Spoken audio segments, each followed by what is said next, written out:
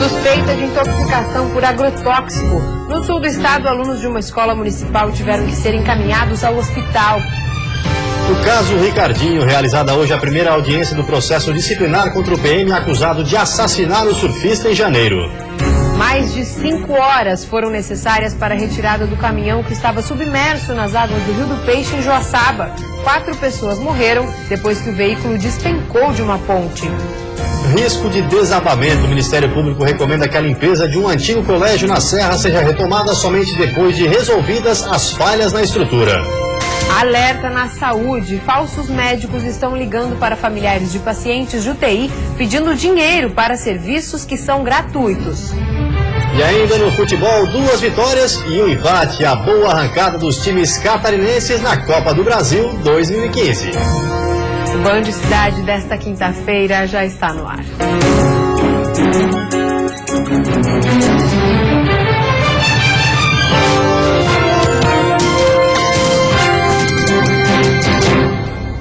Olá, boa noite. Boa noite. Em Imaruí, no sul do estado, em menos de uma semana, 6 pessoas passaram mal em uma escola do município. A possibilidade de intoxicação por agrotóxicos não está descartada. O caso foi registrado na Escola de Ensino Fundamental Vereador Oswaldo de Souza Siqueira, que possui 170 alunos. A direção da unidade de ensino preferiu não falar sobre a situação. Apenas informou que as aulas seguem normalmente e que se pronunciará assim que houver a confirmação do que aconteceu. Pais de alunos chegaram a ser convocados para uma reunião. De acordo com uma nota da prefeitura, ao todo 6 pessoas em menos de uma semana passaram mal e os casos mais graves precisaram ser encaminhados ao hospital. 2 crianças, uma de 12 e outra de 14 anos, foram trazidas pelo SAMU para o Hospital São Camilo, em Imbituba. As 2 tinham convulsões. No dia seguinte, foi a vez da professora, que também passava mal e foi atendida com um quadro de intoxicação. Hoje, a administração do hospital proibiu que qualquer funcionário passe informações sobre o caso. Depois de receber atendimento, tanto os alunos quanto a professora foram liberados no mesmo dia. Procuramos a secretária de Educação do município de Imaruí, que preferiu não se manifestar. Logo após, o filho dela, que é secretário de Administração e Finanças, decidiu falar. O que aconteceu que essas crianças precisaram ser hospitalizadas? Nós não temos uma informação médica ainda confirmada. Nós estamos aguardando um posicionamento, inclusive, da Secretaria de Saúde, que já foi informada, para estar solucionando esses problemas.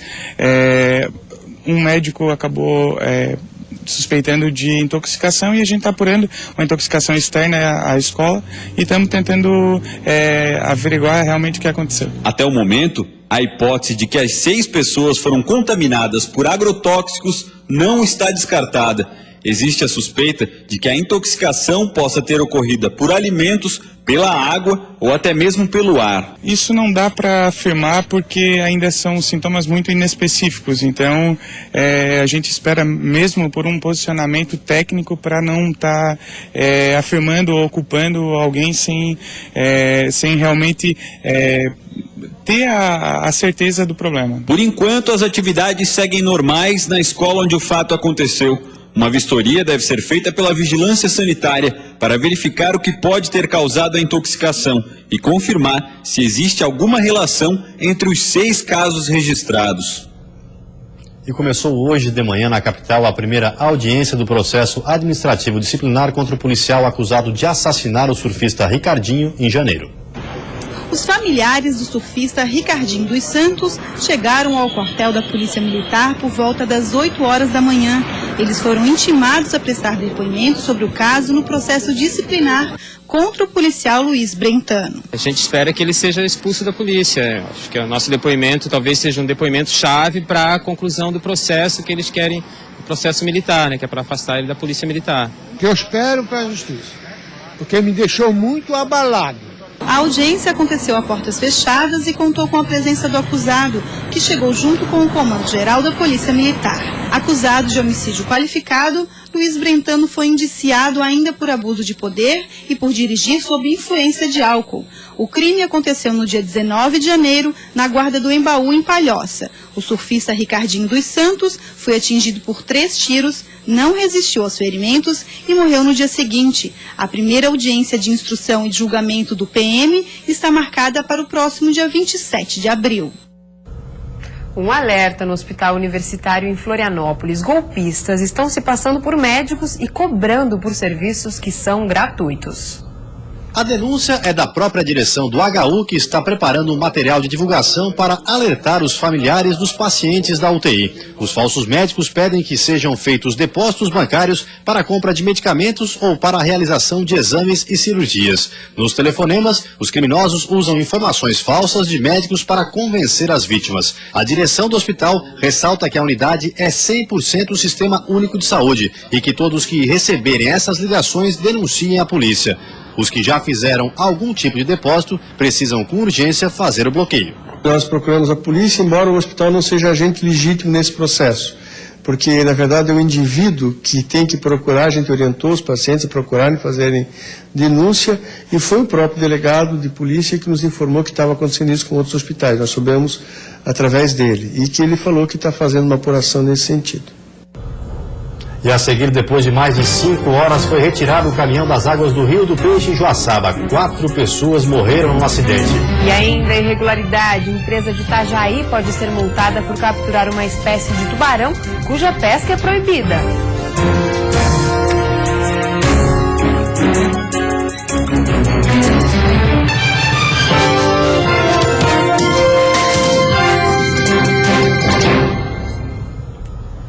Mais de 5 horas foram necessárias para a retirada do caminhão que estava submerso nas águas do Rio do Peixe em Joaçaba. Ele despencou de uma ponte, provocando a morte de 4 pessoas. Para a retirada do caminhão foram necessários 2 guindastes que chegaram hoje em Joaçaba. A operação começou por volta das 11 horas da manhã. A ponte foi interditada nos 2 sentidos e o trânsito desviado. Mergulhadores do Corpo de Bombeiros ataram os cabos de aço na estrutura do veículo, enquanto os responsáveis pelo guindaste davam as coordenadas. Ela é delicada porque a gente não está vendo como vai ser feita a amarração. Então a gente depende dos bombeiros e tem que acreditar neles, né? Porque quando a gente vê, aí a gente faz do jeito da gente, com toda a segurança. Apesar de a mureta de proteção ter sido parcialmente destruída com um acidente, não houve danos maiores na estrutura da ponte. O caminhão estava submerso a aproximadamente 7 metros de profundidade. O DENIT, a participação dele é no sentido de garantir a integridade da ponte e ver se a forma que o içamento do caminhão está sendo feito não vai de nenhuma forma abalar a estrutura. Por volta das 4 horas da tarde, o veículo foi finalmente retirado da água e trazido para cima da ponte, completamente destruído. O acidente aconteceu ontem, quando o veículo despencou da ponte, que tem cerca de 50 metros de altura. O motorista do caminhão, de 49 anos, 2 rapazes de 24 anos e um homem de 44 anos morreram na hora. O veículo será transportado para a cidade de Gaspar, onde fica a empresa responsável. Após a Defesa Civil de Lages suspender os trabalhos de limpeza de um antigo colégio da cidade, uma reunião no Ministério Público decidiu que os trabalhos só vão prosseguir quando não houver riscos na estrutura do prédio. Uma liminar obriga o governo do estado a pagar multa diária pela falta de manutenção do colégio, que foi interditado em 2011. Desde janeiro do ano passado, a medida não vem sendo cumprida. A reunião aconteceu no Fórum da Cidade a portas fechadas, com a situação em que a Defesa Civil suspendeu os trabalhos de limpeza e conservação da escola Aristiliano Ramos. Devido aos riscos que o prédio apresenta, o Ministério Público se reuniu com os órgãos responsáveis para tentar uma solução. Foi liberado a limpeza, a dedetização do local, para que os nossos engenheiros, a equipe técnica, façam uma avaliação do telhado, que é o maior problema hoje, que põe em risco virar abaixo. Pela decisão, os trabalhos só poderão ser realizados com monitoramento da Defesa Civil. Além disso, uma das primeiras coisas a se fazer é eliminar o telhado do prédio, que é de madeira e corre o risco de desabar. A previsão é que na semana que vem, os trabalhos comecem a ser feitos no local. A escola foi interditada em 2011 devido aos problemas na estrutura. Segundo o coordenador da Defesa Civil, por ser da década de 30, o prédio está muito deteriorado, causando grandes riscos a quem for trabalhar no local. O prédio em 2011 já foi interditado. Imagine hoje em 2015, onde tem várias goteiras, telhas quebradas, até telhado que desabou. Então a situação só se agravou e se agravou em muito. Na Justiça, o Estado pede a demolição da estrutura e o Ministério Público a restauração. Uma briga que está longe de acabar. E, por enquanto, o Estado irá acatar a decisão liminar da Justiça, que é pela manutenção do prédio. Uma empresa de Itajaí pode ser multada por capturar uma espécie de tubarão cuja pesca é proibida no Rio Grande do Sul. Uma embarcação com cerca de 10 mil quilos do peixe chegou à cidade hoje. O IBAMA acompanha o caso. O barco ficou 20 dias nas águas do litoral do Rio Grande do Sul. A embarcação tem o certificado de registro e autorização expedida pelo Ministério da Pesca. E entre os peixes que pode capturar está o cação azul, conhecido também como tubarão azul. O problema é que no Rio Grande do Sul, em setembro do ano passado, um decreto classificou esta espécie como ameaçada de extinção. O Estado pode sim legislar sobre águas continentais e elas estão estabelecidas na Lei 11.959, que regulamenta a pesca continental em rios e lagoas. Dentro dessas unidades, o Estado pode sobrepor a federal. Nesse caso que aconteceu com essas embarcações, nós estamos autorizados pelo Ministério da Pesca, permissionados a pescar em todo o território nacional, com espinhal de superfície, e essa espécie sequer está na portaria 445. A empresa afirma que fez os procedimentos legais, como avisar com 3 dias de antecedência o desembarque.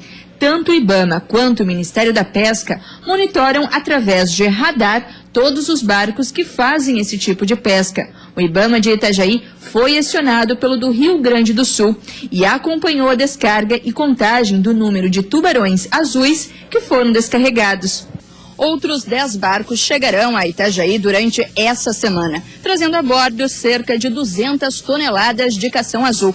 A empresa ficará como depositária fiel até que a Justiça decida o que fazer com o pescado. A gente está aguardando o posicionamento do IBAMA lá em Brasília, né? Eles estão lá em reunião, está reunido o Ministério do Meio Ambiente, o Ministério da Pesca, né? Para ver como é que pode contornar a situação, e a gente vai realizar o procedimento nas outras embarcações também. A empresa dona da embarcação que fez a captura está sujeita ainda a multa, que pode chegar a R$5 mil por peixe. Cada estado ele pode legislar e eles não podem ser mais abrangentes do que a legislação federal, né? Eles podem ser mais restritivos. Então, no Rio Grande do Sul eles são mais restritivos. Então, essa espécie que ela é permitida no resto do Brasil, lá no Rio Grande do Sul é proibida a captura. E a seguir, depois de uma enxurrada que danificou o Museu do Sambaqui, funcionários trabalham para recuperar o acervo. E no futebol, bom começo na Copa do Brasil para os times catarinenses.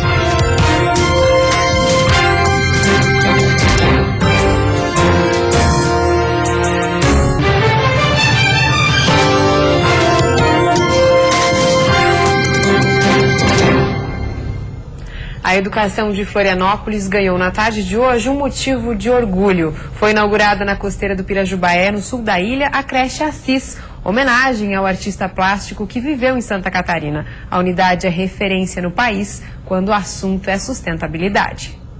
O bairro da costeira do Pirajubaé esperava há anos pela inauguração da creche Assis. A família Emily e os pais estão felizes com a abertura da unidade em período integral. Uma vez que a estrutura é toda voltada para a educação infantil, os brinquedos, os profissionais também atendem muito bem, está sendo bem tranquilo. A unidade educacional poderá ser a primeira do Brasil a receber o selo Liderança em Energia e Design Ambiental.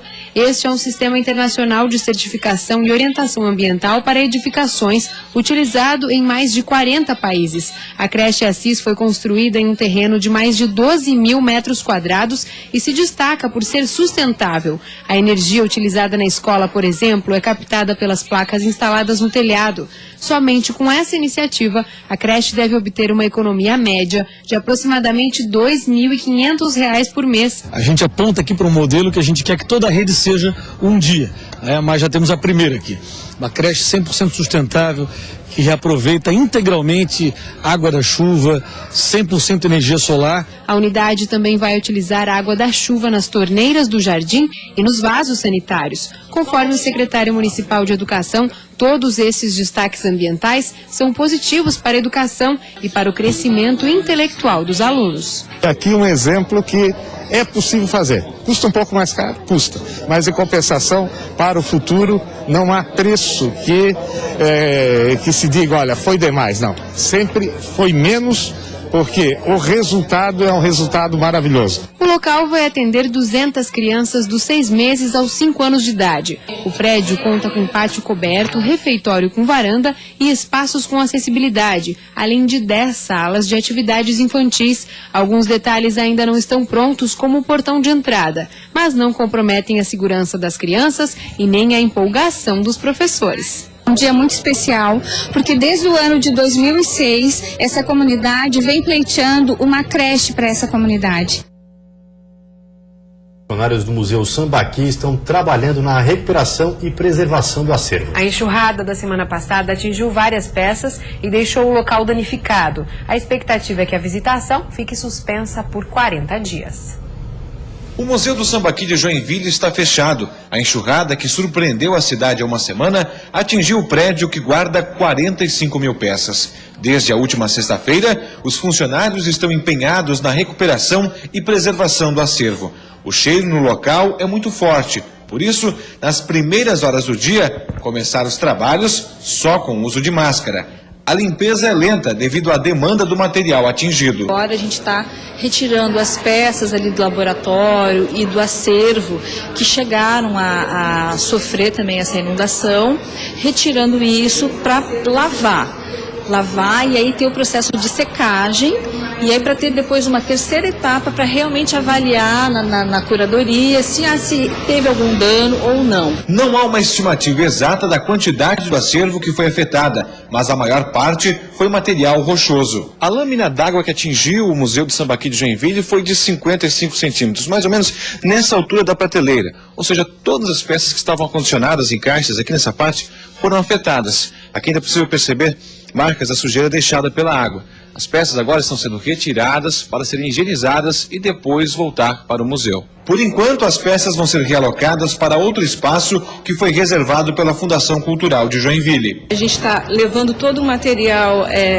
que é acervo, que de alguma forma foi atingido, vai para o Centro de Preservação de Bens Culturais, que fica no prédio da Fundação Cultural, e lá naquele laboratório a gente trata as peças, elas vão ser limpas e secas e acondicionadas para ir para uma outra sala lá no Centro Eventos mesmo. O serviço de higienização do museu deve durar cerca de 40 dias. Durante esse tempo, o local vai permanecer fechado para visitação. A preocupação da Fundação Cultural de Joinville é com o período de maré alta, que pode provocar novos alagamentos no local em caso de chuva forte. Nós estamos caminhando agora para reorganizar os espaços e buscar uma solução para o museu. A sexta-feira vai ser de nebulosidade variável, com pancadas isoladas de chuva em algumas regiões, especialmente no oeste e litoral norte. Temperatura elevada. A mínima fica em 9 graus na Serra e a máxima em 31 no oeste, Vale do Itajaí e também na Grande Florianópolis. No Planalto Norte, mínima de 15 e máxima de 27 graus. No sul e litoral norte, a máxima chega aos 30 graus. E lembrando que o outono começa amanhã às 7h45 da noite. E agora vamos de futebol. Um bom início de Copa do Brasil para os 3 times catarinenses que jogaram ontem à noite. Destaque para as goleadas de Criciúma e Chapecoense. E parece que a Chapecoense está gostando de fazer 5 gols nos times que levam o nome de Inter. Desta vez a vítima da numerologia do Verdão foi o Inter Porto de Tocantins. 5-2. Jogo que aconteceu no norte do país. Só no primeiro tempo foram 4 gols. Destaque para essa bela bicicleta de Johan. Com o resultado, a Chape eliminou o jogo de volta. E agora, aguarda o vencedor da partida entre Sport e Sene do Mato Grosso. Goleada também do Criciúma, que jogou na cidade de Águia Branca, no Espírito Santo. O Tigre fez 4-1 no Real Noroeste e também descartou a partida de volta. Luca e Joilson marcaram 2 vezes cada um para o time carvoeiro. Então é importante, né? A equipe mostrou que tem condições. Apesar de alguns momentos do jogo a gente dá mole, que coisa que não pode acontecer, mas a equipe vai confiante. E em Manaus, o Figueira chegou como favorito e abriu o placar aos 34 do primeiro tempo com o Fabinho. 2 minutos depois, Marquinhos de cabeça aumentou. No segundo tempo, Léo Paraíba descontou de pênalti. O time do Amazonas foi pra cima e conseguiu empatar com este gol de Gilson. Placar final, Princesa dos Solimões 2, Figueira também 2. No jogo da volta, no Scarpelli, o Furacão tem a vantagem de 2 empates, 0-0 ou 1-1. E claro, uma vitória simples. Temos um jogo de volta lá na nossa casa, no nosso campo, né, que é maior, com a dimensão maior, né, com a gramado ainda mais a gente perante o nosso torcedor. Agora, claro que nós gostaríamos de ter saído aqui com o resultado. E a seguir, servidores de Lages estão em greve e protestam por melhoras salariais. E ainda Santa Catarina é destaque na geração de empregos e a taxa de desemprego está abaixo da média nacional.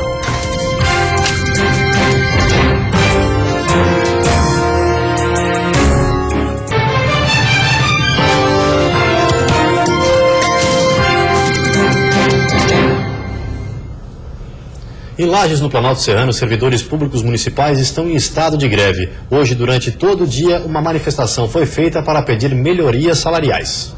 Com buzinas e cartazes, parte dos servidores públicos do município de Lages fizeram um protesto durante essa quinta-feira em frente à prefeitura da cidade. A categoria pede um reajuste de 10% do salário, mais incorporação de abono e vale alimentação. Já a prefeitura diz que a folha sofrerá um aumento de 14 milhões de reais se for atender às reivindicações, um valor muito alto, já que, segundo o órgão, a previsão é de muita dificuldade financeira para os municípios. Uma assembleia deve ser realizada pelo movimento e, segundo o Sindicato dos Servidores Públicos, se não houver acordo, os profissionais podem entrar em greve, prejudicando principalmente áreas ligadas à saúde e educação. Está acontecendo em Florianópolis a 13ª edição do Congresso Catarinense dos Municípios. A queda nas receitas municipais, que tem sido o grande desafio das cidades, está em discussão.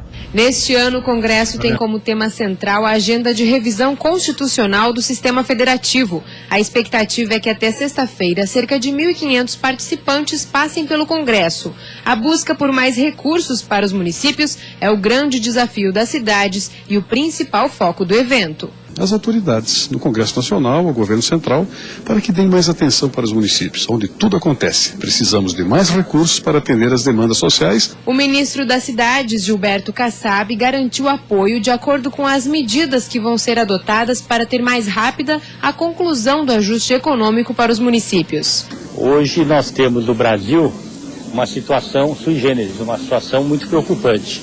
Diversas responsabilidades foram transferidas nos últimos anos para os municípios. E as reformas, elas sempre são importantes, positivas para o país. Durante a abertura oficial do evento, o governador Raimundo Colombo destacou a importância das manifestações, como a que ocorreu no dia 15 de março, para a evolução da política no Brasil. Eu acho que a sociedade está mostrando que esse modelo se esgotou.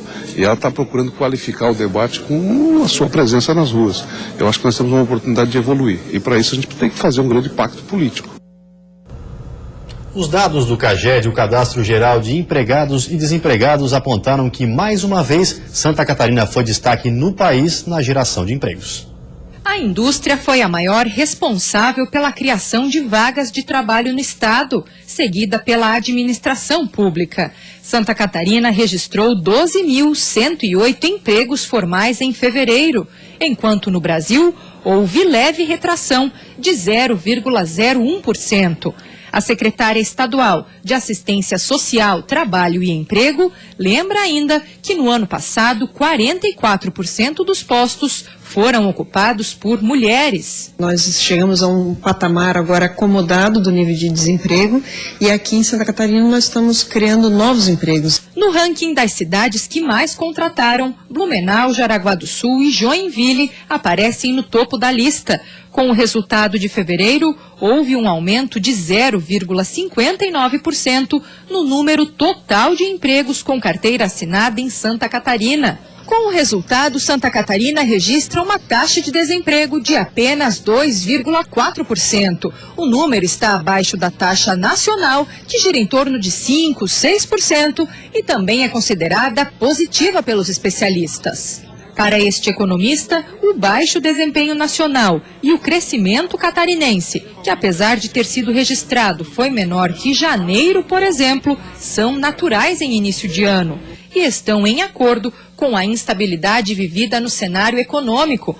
No entanto, ele explica que alguns fatores destacam o estado do restante do país. São um volume maior de micro e pequenas empresas que atuam em nosso estado.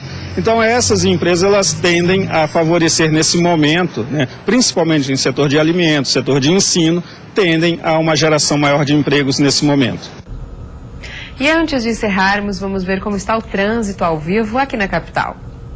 Na sua tela você vê imagens das pontes Pedro Ivo Campos e Colombo Salles, que fazem a ligação entre a ilha e o continente. O movimento é intenso em ambos os sentidos, mas com lentidão para quem deixa a ilha de Santa Catarina. Em Florianópolis faz 25 graus nesse momento. E você fica agora com o Jornal da Band. Uma ótima noite a todos e até amanhã. Uma boa noite para você e até amanhã.